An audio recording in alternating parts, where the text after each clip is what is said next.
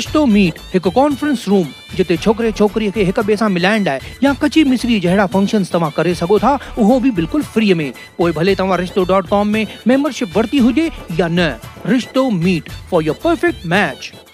ये मामला ऐसा है, हमारी Krishna Niwas cooperative housing society plot number 19 और 20 नेहरू चौक उल्लासनगर 2 में बनी हुई है। लीगल बिल्डिंग है, उसको कंप्लीशन सर्टिफिकेट तक मिला हुआ है।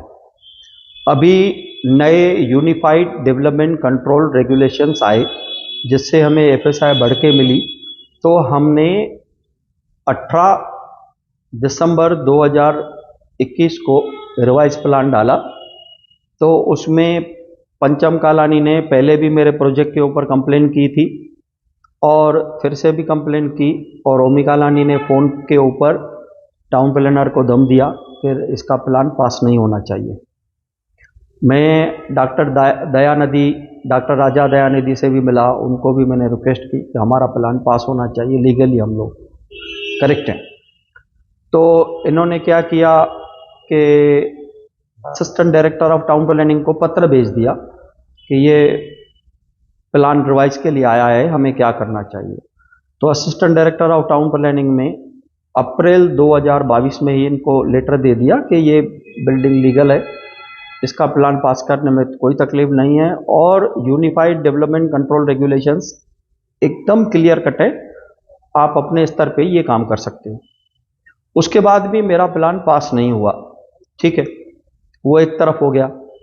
कल 1 दिसंबर 2022 को ओमी कालानी का एक बंदा टीम ओमी कालानी की लेटर पेड पे लेटर लेके 3 दुकानदारों के पास आया, धनलक्ष्मी लोन्स और मुकेश इलेक्ट्रिकल और हरदासमल रेस्टोरेंट, उनको पत्र दिया। तो उन दुकानदारों में से एक दुकानदार ने मेरे बेटे धीरेन वदरिया को फ़ोन किया। मेरा बेटा धीरेन वदरिया इमिडिएटली वहाँ पर पहुँचा, उस बंदे से लेटर देखा उसने और उससे पूछा कि आप ये पत्र क्या लेके आए हो, क्यों लेके आए हो, कहाँ से लेके आए हो। तो उसने कहा कि मैं ये पत्र टीम ओमी कालानी के यहाँ से लेके आया हूँ, मुझे ओमी कालानी ने भेजा है, और तुम्हारे पिताजी को मैसेज दो कि ओमी कालानी को 50 लाख रुपए पहुँचाए, नहीं तो आपकी बिल्डिंग तोड़वा दी जाएगी।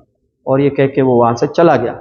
हम लोग उसी समय पे सीसीटीवी के फुटेज ली और हम लोग पुलिस स्टेशन पे गए। वहाँ पर मैंने सीनियर पुलिस इंस्पेक्टर साहब से मुलाकात की, मैंने उनसे विनती की कि एफआईआर लिखी जाए। उन्होंने मेरे बेटे का वहाँ पर स्टेटमेंट लिया और मुझे अर्जी करने के लिए कहा। तो फिर मैंने अर्जी बनाई और शाम को उनको अर्जी दे के आया। बाद में चित्राताई वाघ आई हुई थी, हमारी भाजपा की महिला विंग की अध्यक्षा हैं, उनके प्रोग्राम में मैं बिजी था। तो सुबह को मैंने इंक्वायरी की तो एफआईआर नहीं हुई थी। तो फिर मैंने रविंद्र चौहान मंत्री को फ़ोन किया और मेरी व्यथा पूरी उनको बताई, और साथ में कुमार आलानी जी को भी फ़ोन किया, उनको बताई। तो मैंने उनको एक पत्र भी दिया कुमार आलानी जी को कि ये प्रॉब्लम्स हैं, यहाँ पर एफआईआर नहीं हो रही है। तो कुमार आलानी जी ने अपना पत्र मेरे पत्र के ऊपर लगा के हम लोग डीसीपी के पास गए। हमारे जो सोसाइटी के मेंबर्स हैं साथ में थे, हमने उनको हमारे तकलीफ़ बताई। तो उन्होंने बोला कि मैं एसीपी से और सीनियर पीआई से बात करके आपको इंसाफ दूंगा। और 7 बजे शाम को उन्होंने मुझे वहाँ पर बुलाया मेरे बेटे के साथ में, और धीरेन वदरिया ने वहाँ पर ओमी कालानी ने जो खंडनी 50 लाख रुपए की उससे मांगी थी, उसके लिए हमने एफआईआर कर दी है। डायरेक्ट ओमी कालानी को आपसे फ़ोन किया था, ये कैसा खंडनी की मांग की? नहीं, उसके तरफ से राइटिंग में लेटर आया है, और ये उल्लासनगर में या और कहीं पहली बार मैंने सुना है या देखा है कि किसी जो बिल्डिंग में दुकान लेते हैं लोग, उनको पत्र भेजा जाता है कि आपकी बिल्डिंग इलीगल है। अभी मेरी बिल्डिंग इलीगल है तो कंप्लीशन कहां से मिला?